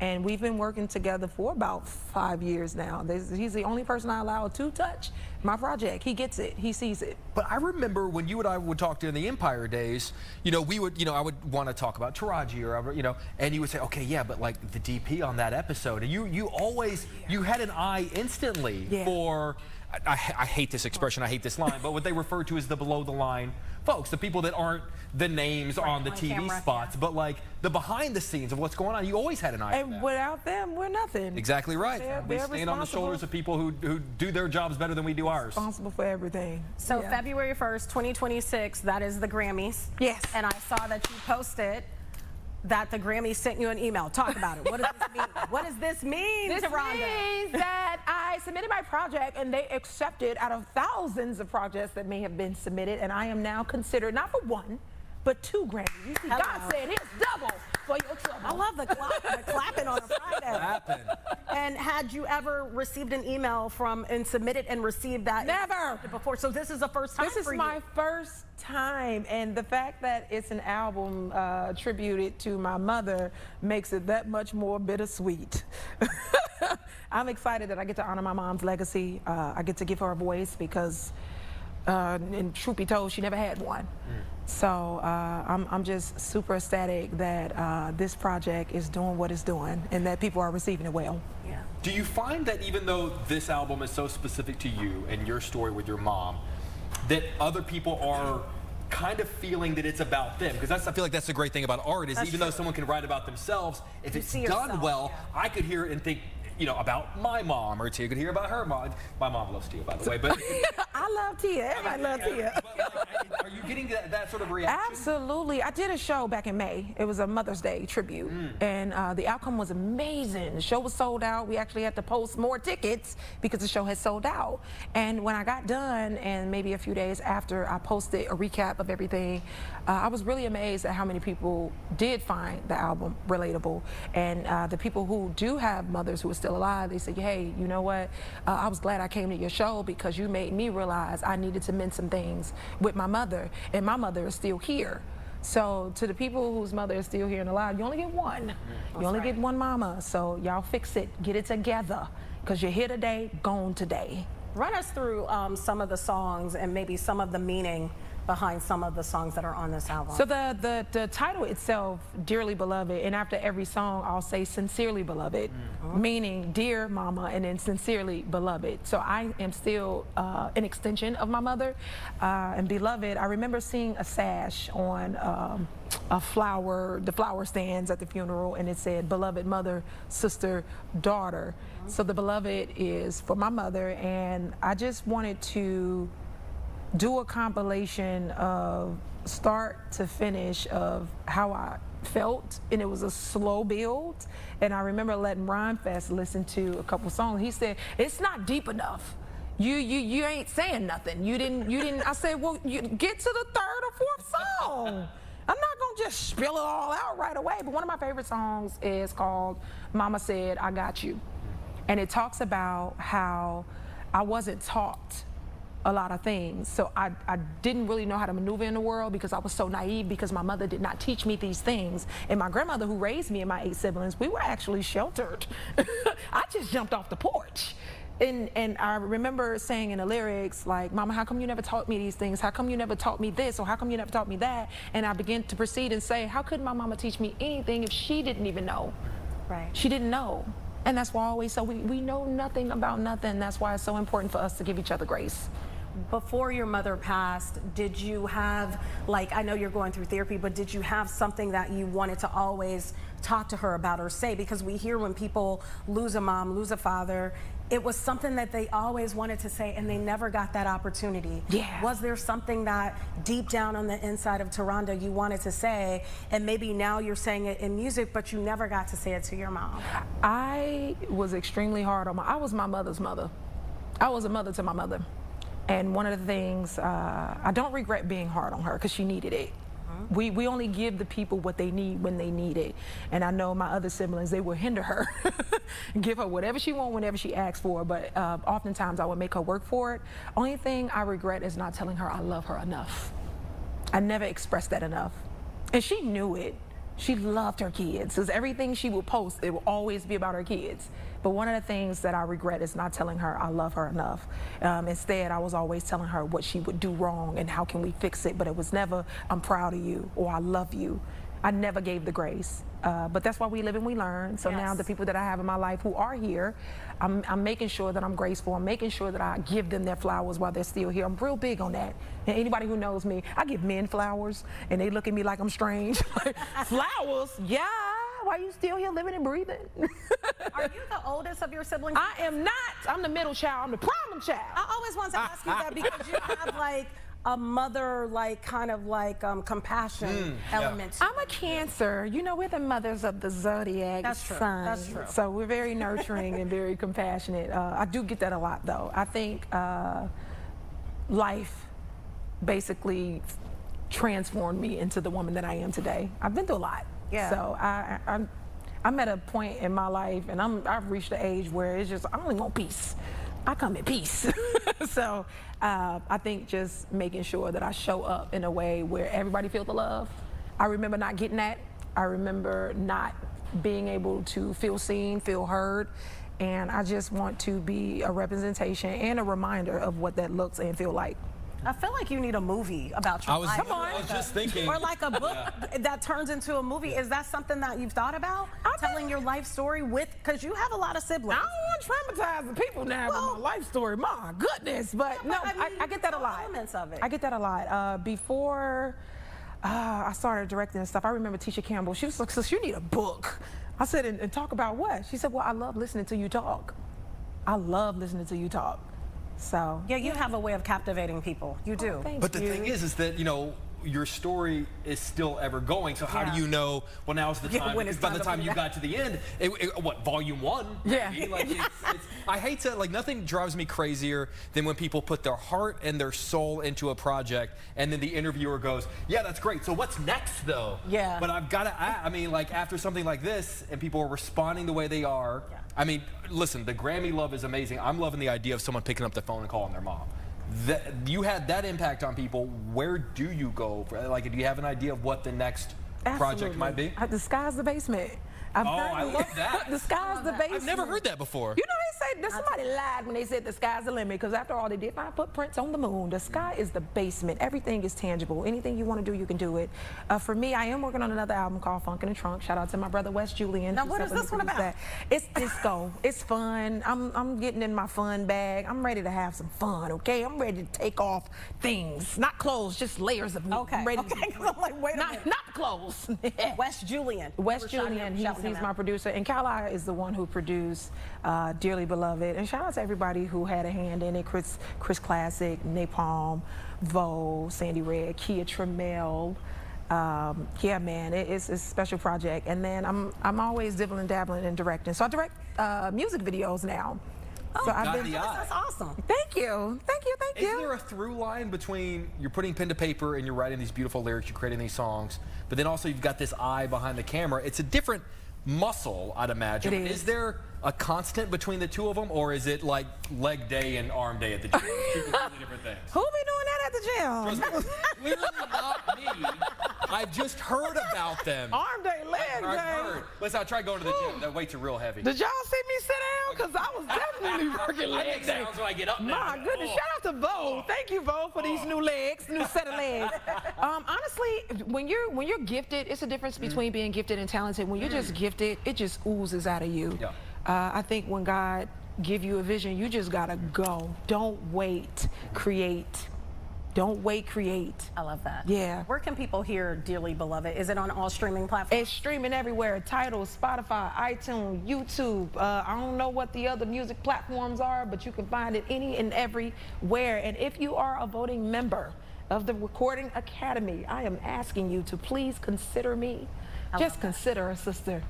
See, Yeah. And your sister's here. We gotta shout out the sister. Hey! It's her birthday. It's her birthday. Whoa, today? Happy birthday to you. Happy birthday to you. 21? This is my spirit sister, so she number one. Not done yet. Oh, you're not done. It's not done. Oh, it's not done. No, it's not We're not done. Here, you can. I'll let you sing. Hilarious. I'm a Southern man. Here. Oh, you're so sweet. Oh. Okay, Say sister. hey to your mama. You're on TV, girl. Hold on, wait a minute, hold on. I'll say it. Hi, Mom. Okay, so we're gonna do a little round of this or that. Now wait a They minute. didn't even know about this before we go. Okay. I didn't either. Yes, I know you did. That's why it's a surprise. Okay. Drill or house music? House music. Okay. Kanye or Common? Oh, this is tough. I'm sorry, Toronto. I'm sorry. Common. Okay. Chance the Rapper or G Herbo? Chance the Rapper. Jennifer Hudson or Shaka Khan? Shaka Khan. Oh, y'all wrong for this. This is my list. Jennifer Hudson. I love Jennifer Hudson. I met her a long time ago, and she was so good to me. Okay. Old school stepping or new school trap? I guess trap dancing. I guess. What is that? Trap music? Old school stepping or trap music? Is that like the shoot? I don't know. I don't know. I don't know. I'm gonna go with old school stepping. I'm a grandma. Okay. I don't know. West Side or South Side? South Side. South Side. Navy Pier or Millennium Park? I never been. Oh, that's You never been to the West Side? to the Millennium. I never seen the Bean. Oh, It's you never. right there. You never been to Millennium Park? It's right there. I never seen the Bean. Ever? Only on TV. Don't- And you live Look, here. I mean, We just showed it to you right there. That's crazy. It's like That's crazy. You need to go 50 feet outside. on I'm the waiting other on my side of those trees husband to right take there. me. But you ain't married. That's my password. Oh, okay, God. I'm When sorry. a man take me to the Bean, that's how I'm gonna know that's my Okay. man. Okay, got it. Okay. Harold's Chicken or Uncle? Oh, hey, okay. What time you get off, Jake? Not soon enough. Good answer, Jake. Harold's Chicken or Uncle Remus? Harold's all day. Okay, 95th Street or North Avenue Beach? What? What's on 95th Street? Nothing. It's just 95th Street. 95th and what? It I depends. guess like the plaza area. Let's go with that. 95th and Western or North Avenue Beach? I'm gonna go tonight because I go to the Sephora over there, the little altar over Okay. there. Bronzeville Art Walk or Pilsen Murals? So Bronzeville Art. Wow, I don't know nothing about my city. You need to get out. Okay, Garrett's Popcorn or Brown Sugar Bakery? Brown Sugar Bakery. Shout out to Okay. Stephanie. Cubs game or the Bulls game? Why y'all doing this to me, Rhonda? Sorry, Toronto. Who Cubs game or do you the want Bulls tickets game? from? Both of them. Okay, good job. Good job. All right, that was it. I won't make it any more complicated. Yeah, you're crazy I'm for sorry. that. Where you get your fashion sense from? You're always so fashionable, from the jewelry to the shoes to you. the hats to the makeup. Can I touch it? Yeah. That's nice. Jake. I know nothing about fashion. I'm fascinated with people that have an eye for fashion. Where's the inspiration Touch my from? forearm too. Ooh, I got chills. Jake. They might have a date after this show. Man, this is, No, I never get to host. I'm going to host the 11 more often. This is great. You know what? My fashion sense just come from just playing. I just love to play, and I also realize when I'm walking on the street, it's also a great conversation starter. When people say, "Where you get that from?" Because I'm awkward. A lot of people think I'm very social. I do. I'm awkward a little bit. I've never Most witnessed that interesting from people you. are awkward. I've never. You think looked I'm at me like interesting? I Of should course. know, but I've never witnessed that. Never. Jake think I'm interesting. Well, Jake is flirting with you right now. I don't know what's happening. So we're going to go to break and let y'all figure it out, I guess. He hot. I made you hot, Jake. Attention.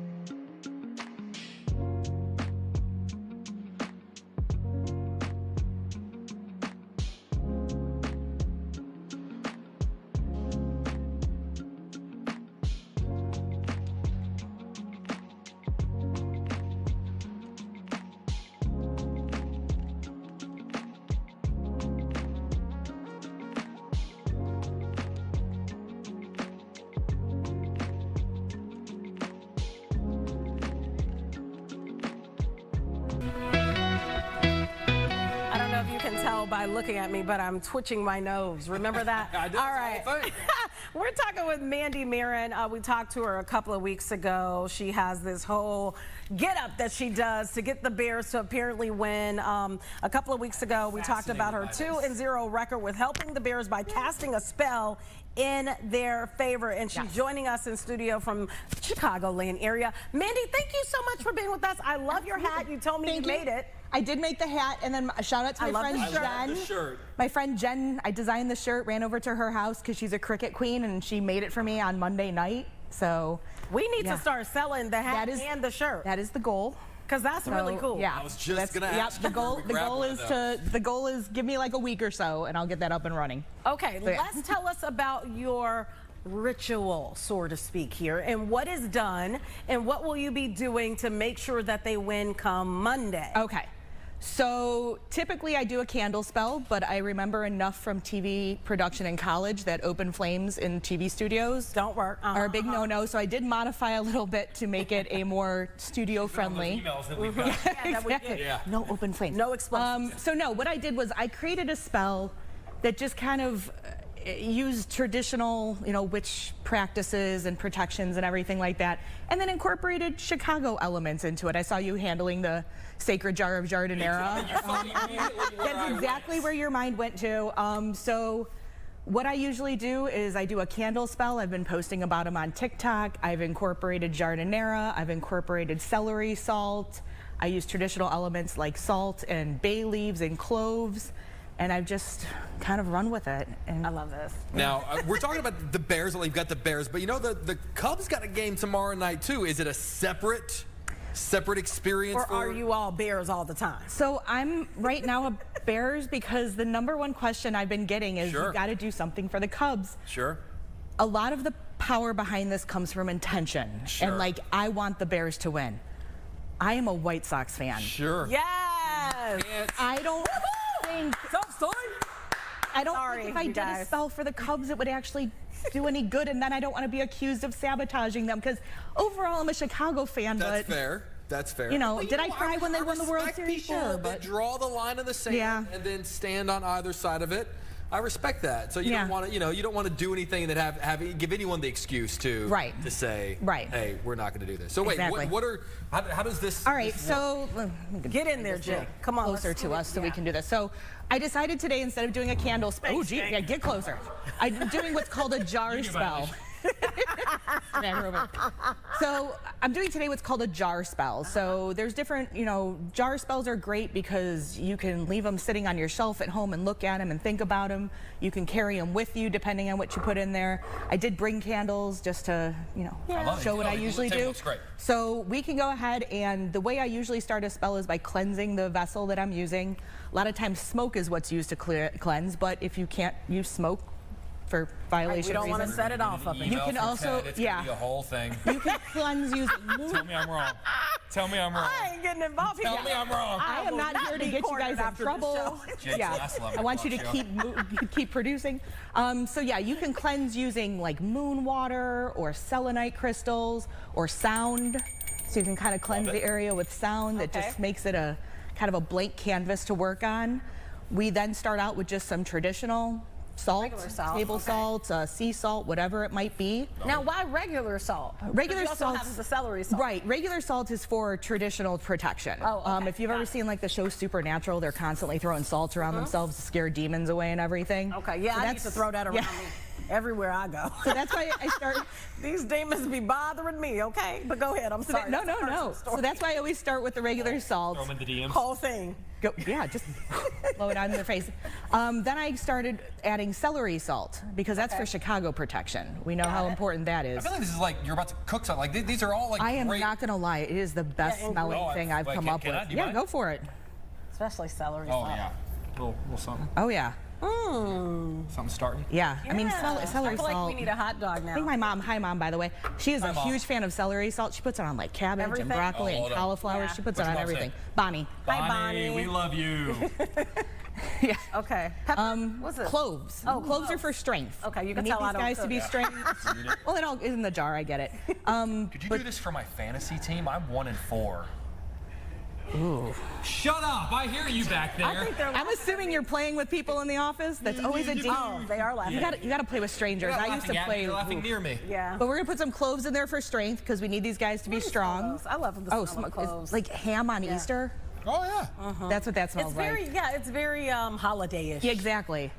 Then we're gonna put some bay leaves in there. Are good for protection and manifesting. Again, that's just really good smelling. Yeah. And then I traditionally, in my candle spell, I use the jar of jardinera. Okay. Love it. Jardinera is messy. Sure. So you're not gonna pour I'm not gonna use that, but I did find a powder online. What? Shout out to Jeff Morrow, the sandwich guy who's on his company, Morrow Provisions. I bought this. It's not a sponsored thing. Makes a jardinera craft seasoning powder. How does it taste? So it tastes good. I mean, if you guys want to smell it, it smells like jardinera. It does. Yeah. I mean, that's it. I mean, it's there. Wow. Yeah. In powder form. Yeah. Well, that's not so I just, you just put some of that in there, and that's our jardinera. I want to, don't spill it all. And then, so that's kind of our spell. And then what happens next? So then you just cap it, and you're putting your intention in there. You want the Bears to win. The Bears are gonna win. Go Bears, bear down. Do you get specific, like a score, or just no? I stay clear. As my dad used to say, it only takes one to win. That's true. So I don't like the last game was close. Yeah. But close only counts in horseshoes and hand grenades. So as long as we win by 1 point, that's it. I don't care. I don't do spreads. I don't do anything like that. But I did bring you guys each your own little jar. That's fantastic. With a little it's sealed in orange and blue, or orange and blue. Little football charm on it. Everything we just layered in this spell jar is in this little jar for you. Oh, I love it. So you can just look at it and just get that power, because that's what this whole point is. It's really cute. Yeah, it's so cute. It's just about getting everyone to get behind the Bears. That's what this is. It's something to focus your intention on. And the vibes are good right now. The vibes are good. Everyone's in the right direction. Yeah.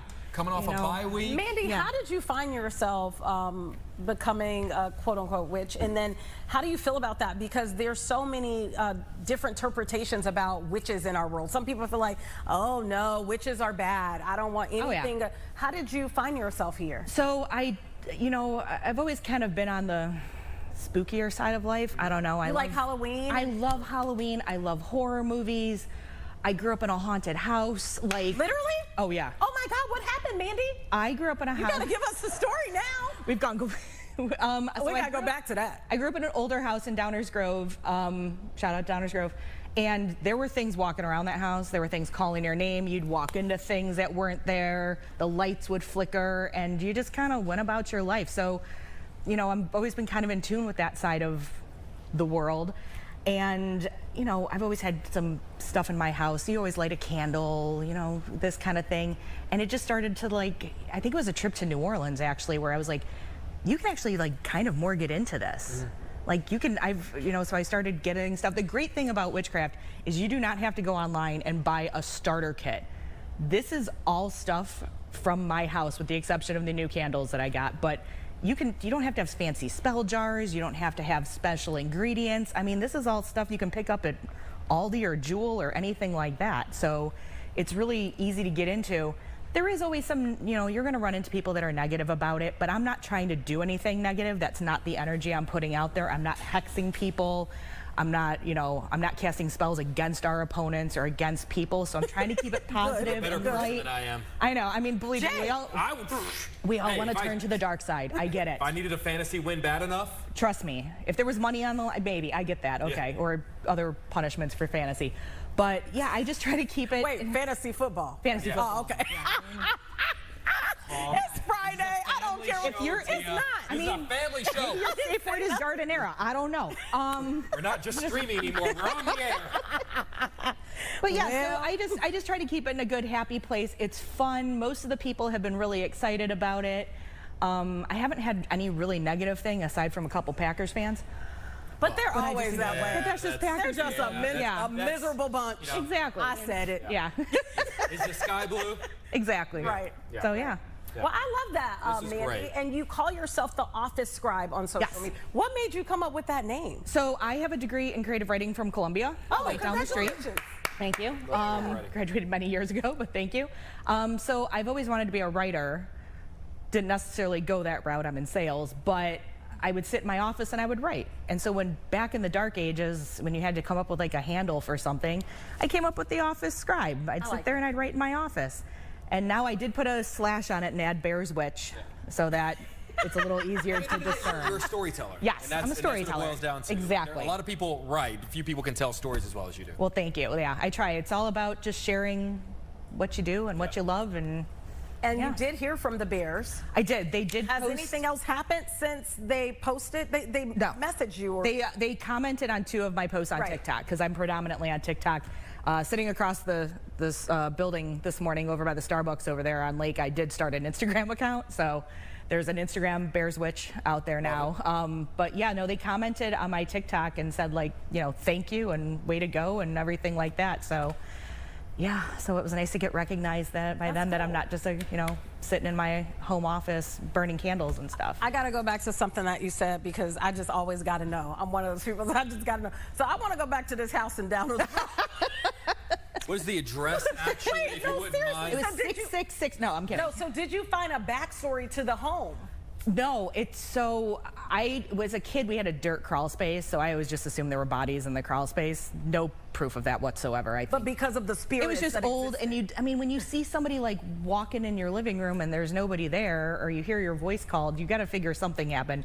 But I mean, pretty much anywhere you go. I mean, we live in Chicago. This is a spooky city too. We have great ghost history and supernatural things in our own city. So I think no matter where you go, you can encounter it if you're open to it. So I've been to other places. Park is Lincoln. Biggest graveyards. Yeah. Exactly. Yeah, there's the one mausoleum still there, but God knows what else is under there. So I'm so into finding out what happened. Did other people in your house see it too? My mom would see it, because the women in my family, I think I mentioned this in our last interview, the women in my family would have been burned as witches in the 1600s. Like, we've all been a little spooky. I just went to Salem like 2 weeks ago. So much fun, isn't it? So yeah, we would have, we've always kind of had that sixth sense. We could see things. I mean, my grandmother saw it, my mom sees it. I've got cousins that have seen things. So this is in your DNA. I think so. Yeah. And it's fine. Like, it's maybe startled me a little as a kid, but you just kind of get used to it. It defines who you are. Stuff Mandy. like this. All right, well, Mandy, it was fun talking with you. Thank you for our little. Oh, absolutely. So adorable. It really is. Thank you so much. Well, where are you going to keep yours? Next to my framed photo of you on my bedside. Okay, now that's weird. That's a second HR violation. Yes, it is. We've had a lot. All right, stay with us. We'll be right back. Thank you, Mandy. Go big.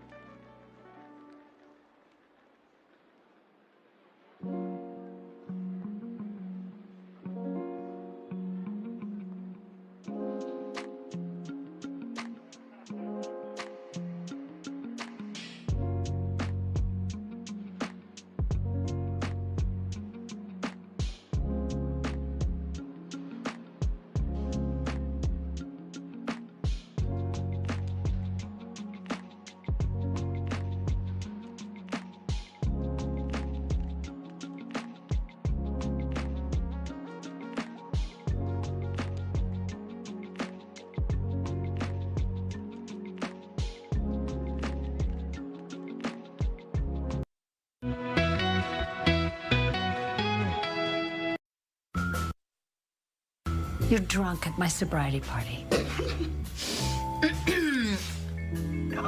And you're acting like 12-year-olds. It's really selfish, Danielle. I am not drunk. I am high on opiate pain medication. What? For what? Danielle, what does that mean? Nothing. I... Something happened? What? Honey, let's get you some coffee. More coffee, anyone?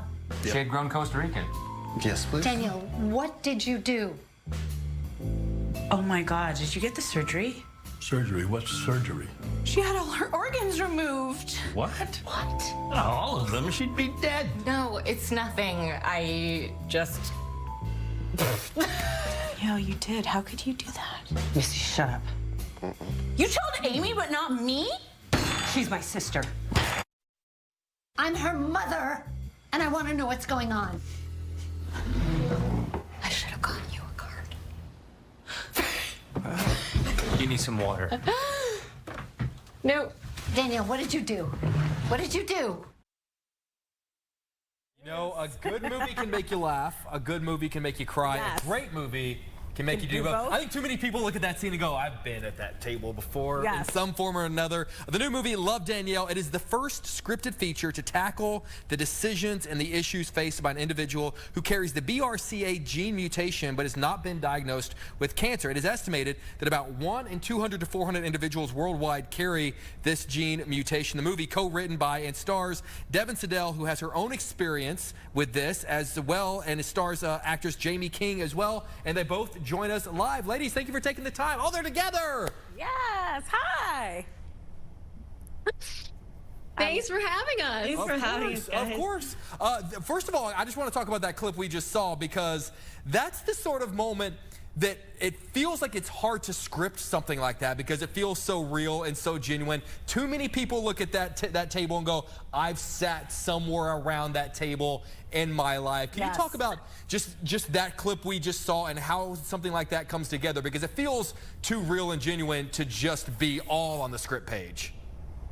Well, I do have to say that is not something that happened from real life. Sorry. My family, this is based on my own personal story, but we had to make some dramatic changes for effect and comedy and stuff. And yeah, and I had an amazing co-writer who I think it's a little bit like his family, to be honest. I think he mined data from his own family. But yeah, it was such a fun scene to film. We improv'd a lot. We improv'd a lot. Yeah. I broke a glass by accident because I was so upset in the scene, and I hit it at just right at the moment. It shattered everywhere, so it was a very long reset. But because we were just really playing off of each other, and that family dynamic is so important because it's also addressing, you know, she doesn't want to have to tell everybody. She wants to be able to have autonomy for one of the hardest decisions of her life. And I play her sister, obviously, and she's sick and tired, and it's really what happens. Well, you could describe it more. Yeah, I mean, I guess it's because when you make these decisions, it ultimately involves your family and friends. It's going to affect the people around you, and the way it affects them depends on what sort of personalities they have already. And this is really a hard topic too to talk about, so you kind of need some laughter in there as well. You know, we hear a lot about breast cancer, for example, not a lot about hereditary cancer. What kind of research or conversations did you have to even kind of understand and walk into these roles? Well, I should start by saying this is actually based on my own personal story. I have a BRCA1 gene mutation, and I made the difficult decision to undergo preventative surgeries to reduce my risk of breast and ovarian cancer. And I was doing that while my sister was undergoing chemo for breast cancer. And that's who Jaime was playing in the film beautifully. Thank you. You know, whenever you're delivering a story that is this personal, I mean, at the end of the day, we are strangers, and you are opening yourself up by making this movie to a lot of people who I'm not always sure have the right to know our own personal business. How do you decide where that line is, what a group of strangers have the right to know about your life versus what you want to keep to yourself? Well, she's changing she's saving lives. That's the hope. She's saving lives. And I think, you know, at that point, I don't know, at this point in my life and at that point wanting to share this, I was sort of like, I think it's just what I want to do. And I'm making this decision just the way I made the decisions to have these surgeries so that I could protect myself from cancer. I made the decision to share this so that hopefully we could help other people, and that women who were going through this would not feel any sort of shame anymore, or not feel like they had to keep quiet about it or feel misunderstood. You know, I feel like when we talk about the success of a movie, sometimes we talk box office or we talk awards or whatever the case may be. I feel like with this movie, success means something different. And Jaime, you just said it, it means saving lives. If someone sees this movie, sees the trailer for this movie, sees the interview for this movie, and it starts asking questions, to me, would you argue that's what the success of this movie is? Absolutely. Yes. And it's already won so many beautiful awards. And it's not about the accolades. It's really about like the depth and the strength and the courage and the perseverance that it takes to share this story. And I'm just so it makes me want to cry. I'm so proud of you. It's so good, and it's also very entertaining. Thank God. Yeah, you could tell that it was entertaining just from that clip that we saw. With this, Devin, how did you even find out that you had this particular gene mutation? What happened in your life that alerted you to this? When I was 13, my mom was diagnosed with ovarian cancer. And then 2 years after my mom's diagnosis, her older sister died from ovarian cancer. So this is something that has been kind of a weight on my shoulders since I was 13. And the genetic testing wasn't really pervasive at that point, so it was not really an option.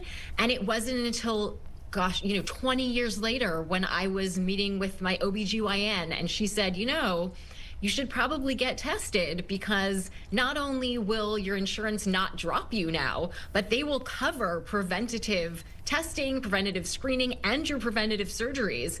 And she kind of convinced me to do the test. But before that, it was I just sort of accepted, well, you know, I'm probably going to die from ovarian cancer. This is just what happens in my family. And it was a really heavy weight to carry. Wow. It's an unbelievable film that I'm glad more and more people are going to be talking about. Before we let you guys go, Jamie, I've been handed a card that I'm going to read word for word. Inquiring minds need to know, a.k.a. our producer, Adina, who's behind the scenes, who I think you guys have spoken to. Hi, Adina. What's up? Adina loves Heart of Dixie. Will we ever see a reunion episode where we get to check in with the characters? We really, really, really, really, really, really, really want to do that. Absolutely. We talk about it all the time. Our crew is like, boop. Our cast and our crew, we're like, yeah, let's do it. Who do we need to talk to get Adina a role on the show? Yeah, at least a walking character in the background. Lila Gerstein, our showrunner, Joshua Schwartz. Adina, are you writing these names down? This is all I can do. This is it. This is the extent of my efforts. Got you. I got you. There you go, Adina. You got a new role. Got to join SAG-AFTRA. Quick question for you. Anyone that wants to see this, maybe this is their first time hearing of the film, where can they watch it? How can they stream it? North America, all video on demand platforms, including Apple TV and Prime Video. I love that. Love that. I'm going to watch it. Absolutely. I gotta watch Ladies, it. love Danielle. Everyone needs to see this movie. Like we said, success isn't just awards, box office. Sometimes it's changing lives. Ladies, we appreciate you. Thank you for taking the time today. Y'all are awesome. Thank you so much. You guys are awesome. Thank you. Bye. All right, guys. Tia, coming up, we have a very special guest. We do. You've been excited about this. I've been excited because he's one of my all-time favorite storytellers, writer-director Kevin Smith. And I'm going to go ahead and say it, friend with a lowercase f. Okay, all right. Not capital F. He's smiling. He's like, I don't know this guy. Lowercase f, guys. Kevin Smith when we come back.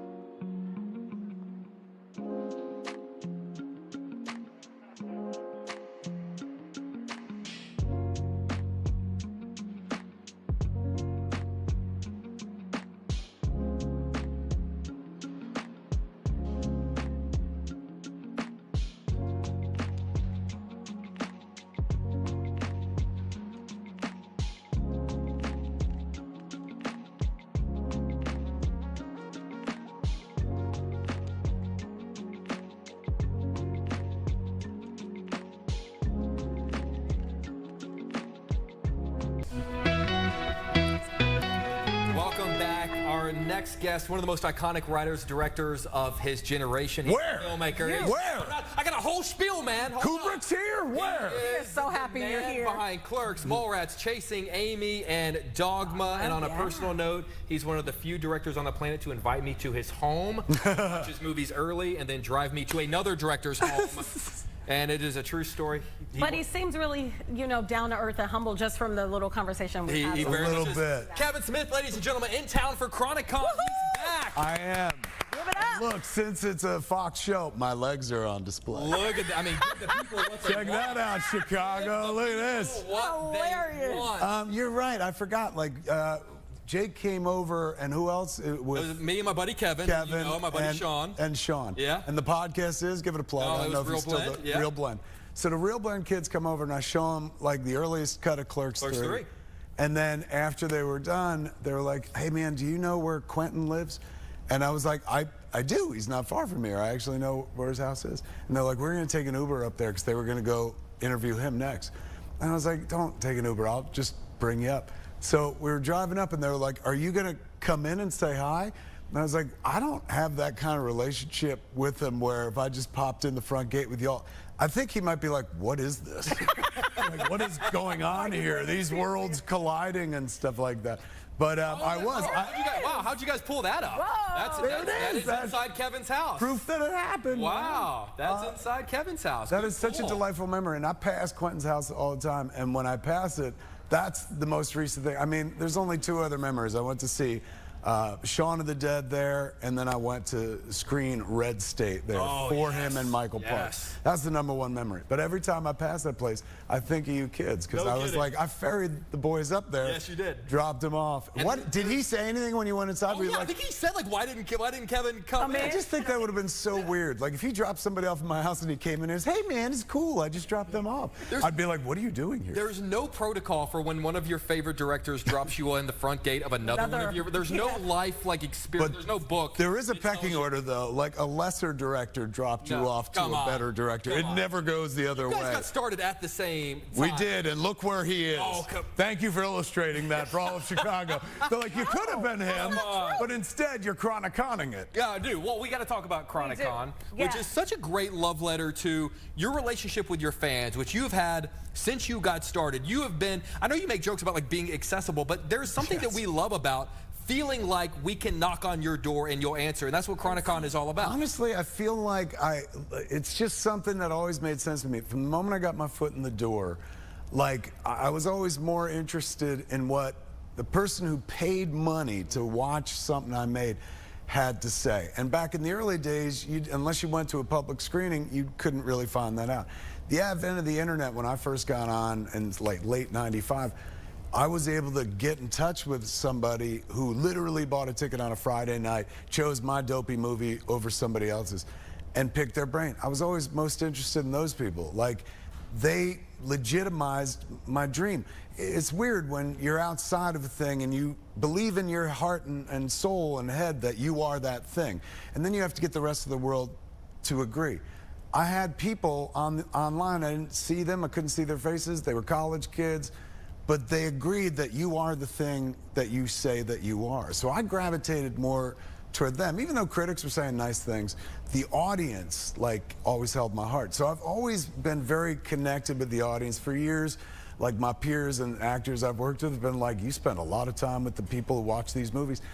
And now they call it something. Now it's called like direct to consumer, DTC. It has a term. And I was watching, scrolling through my TikTok, and I saw Lizzo, and Lizzo was sitting there telling all new artists, singers, and older artists, anyone, don't go for a record deal anymore. The system's broken. All you need to do is create a website, collect your fans there, and just deal directly with them. And as she prescribed it, I was getting ready to write it down because I was like, what is the secret? And it turned out the secret is the same nonsense I've been doing for years. Yeah. Everyone else has come around to that way of thinking, which is like, never mind the middle person or the middle corporation. Direct to the audience is the best line of communication you have. When you're an artist, that's who you're working for. You know, you're not working for a big company. You're working for the general approval of people who come out and put up a few of their hard-earned bucks to see whatever drivel it is you're selling. So I've always been tight with the audience, and it took us decades to get to our own convention. We would go to cons all the time. I've been a regular San Diego Comic-Con goer since '94. I've seen you speak there many times. Many times. Thank you for going. You're always the one in the audience. Empty. And there's the only other Kev that matters. So the only other, oh my good Lord. You've been doing a lot. I'm there right there. Jake, that matters. I got you, man. I got Thank you for that. I got you. So going to the event this weekend is everything. I get to be in touch with the folks who pay my salary, the true bosses, and also have fun. It is no skin off my ass to have a bunch of people be like, you're good at what you do, especially when if I go to the internet, they tell me the exact opposite.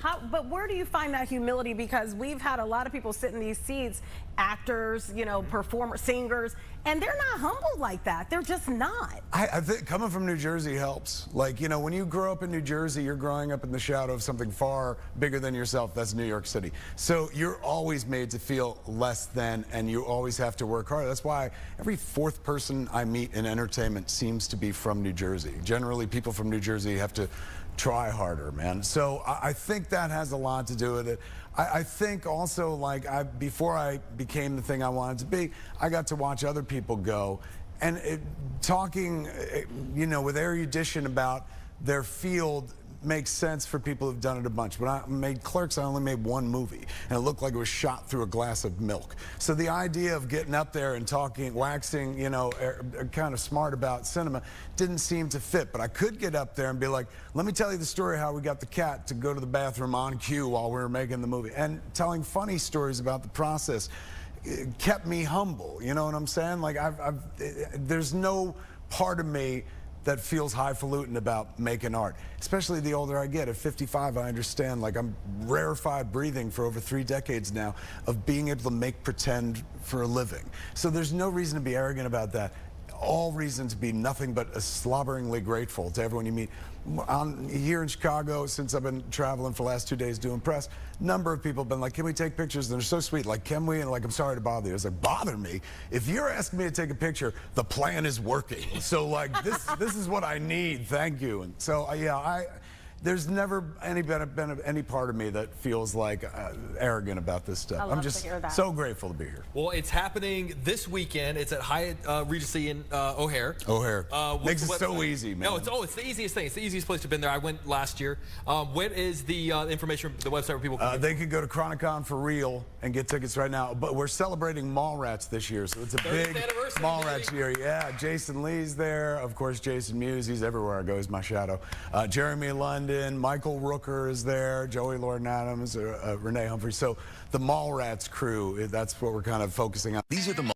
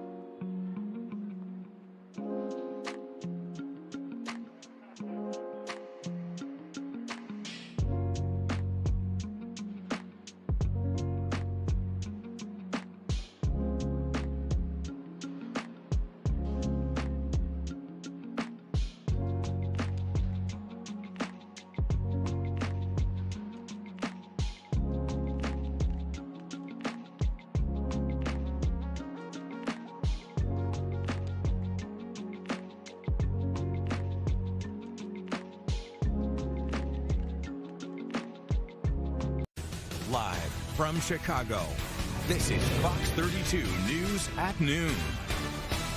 And right now, this noon, protesters gather outside the Broadview ICE facility after a judge ordered the fencing there be removed at some point today. President Trump files an appeal following the decision to temporarily block the deployment of the National Guard here in Illinois. And it's getting a little bit warmer out there after a chilly overnight and a chillier morning. Shaping up to be a pretty decent weekend, though, everybody. As we say good afternoon. Thank you for joining us here this noon. I'm Anthony Ponce. We do have some breaking news to start off with, though. The Budget Office says that substantial firings of federal workers have begun as the government shutdown continues now. We'll have more on that in a moment. But first, We are waiting to see when or if the fence surrounding that Broadview ice facility will come down. Obviously, there have been a lot of tense demonstrations at that facility for more than a month now. Some high-profile local leaders are headed there right now, and on the ground, we have Gabriella Primus, who has been in Broadview all morning monitoring the situation. Gabby, what is the very latest out there? You know, Anthony, we're still seeing that fence up around the ice facility, even though, as you said, a federal judge has ordered for it to immediately be put down. I also will say that, you know, there's been a lot of protests happening this morning, even though we have those designated protesting hours between 9 a.m. and 6 p.m. tonight. We are at the intersection of Beach and Lexington, that side of the ice facility. Right now, the 25th side is much more busy in the Broadview area. I want to show you some video from Skyfox a little bit earlier. There is a lot of Illinois State Police and Broadview Police there. As of 10 a.m., ISB says they have arrested 3 people who they charged with resisting and obstruction.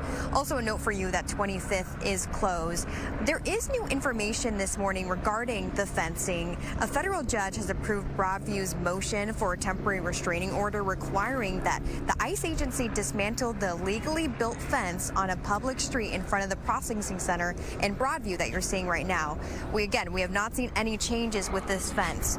We also have video from early this morning. Protesters demonstrating here, knowing again about that strict 9 a.m. to 6 p.m. designated protesting hours. Cops forced them to leave this free speech zone peacefully, but they were strict. The crowd